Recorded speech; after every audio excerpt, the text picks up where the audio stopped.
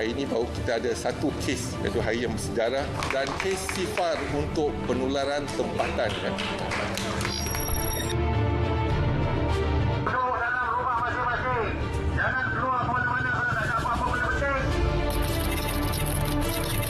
Kita tidak kebal dengan COVID. Yang bergerak ialah manusia, yang berhimpun ialah manusia. Tetapi virus tak bergerak, virus tak berhimpun.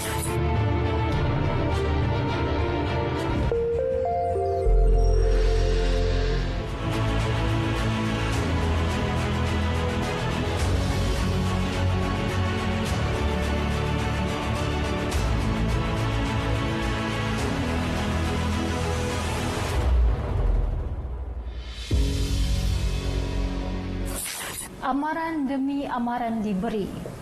Semuanya tidak memberi kesan. Ibarat mencurah air ke daun keladi. Bosan. Semua sudah bosan. Amarah pun makin menjadi-jadi. Ini cerita kita memerangi COVID-19. Bersama saya, Margaret Gambang. Malaysia telah berjaya menjadi salah satu negara contoh dalam usaha mengekang penularan wabak COVID-19. Julai 2020, Malaysia diiktiraf antara negara di dunia yang berjaya mengawal dan menguruskan wabak COVID-19. Tempoh getir yang dilalui seakan berakhir. Siapa tidak gembira mendengar perkabaran ini? Semua menarik nafas lega. Seakan terlepas dari derita. Terasa berbaloi berkurung lama. Putuskan rantaian wabak durjana. Mengharap hidup normal semula. Kembali seperti sedia kala. Namun, gembira kita tidak lama. Baru mengecap nikmat bahagia. Perintah Kawalan Pergerakan Pemulihan rupanya sementara. Kerana kemudian, siapa sangka wabak maut membelenggu semula. Dalam keadaan tertekan, ramai membuat perkiraan. Banyak punca disenaraikan. Menjadi penyebab kenaikan meningkatnya kes positif harian. Antara yang disebut-sebut netizen, pilihan raya memilih wakil kawasan. Kempen berlangsung kurang kawalan. Akibatnya, dilihat berminggu kemudian. Kluster baru yang jadi bualan. Saya akui kempen pilihan raya di negeri Sabah juga menjadi antara punca peningkatan kes-kes COVID-19. Ini sesuatu yang tidak dapat dielakkan kerana kita tertakluk kepada peruntukan di dalam perlembagaan. Amarah itu sifat manusia.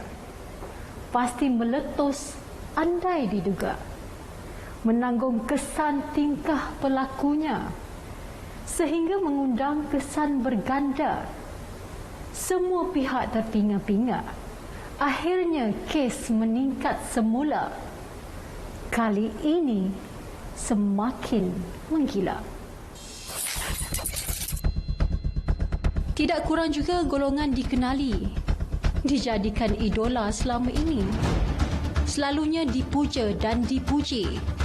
Tetapi seakan kurang sensitiviti.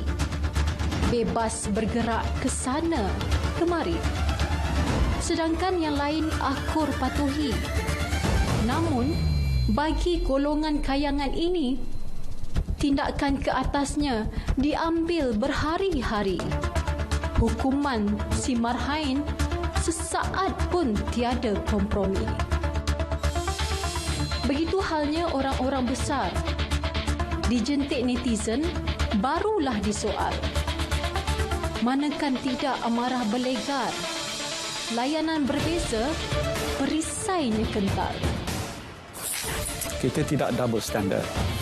Kita tak kira sesiapa, menteri ke Perdana Menteri ke siapa yang melanggar dan memang nyata ada bukti-bukti ikut undang-undang, maka mereka tidak akan terlepas daripada dikenakan hukuman, compound, charge dan sebagainya. Itu faktanya dari segi undang-undang.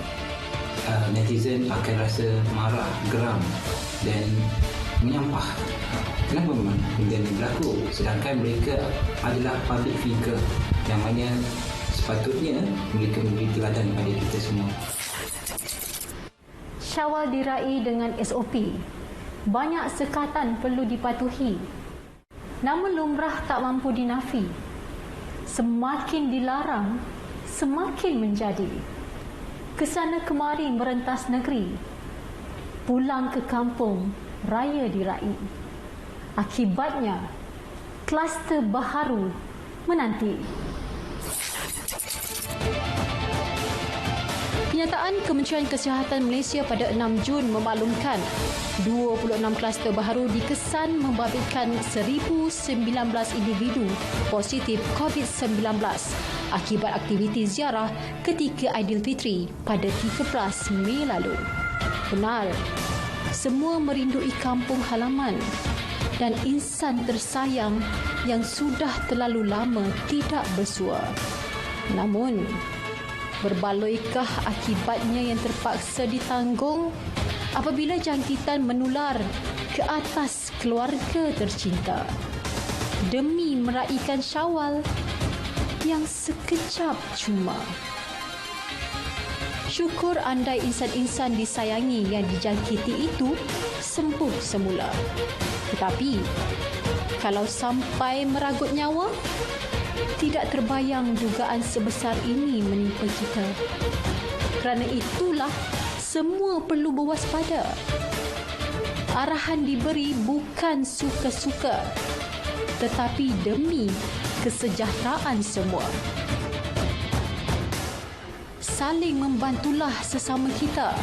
Jangan leka mengundang nestapa.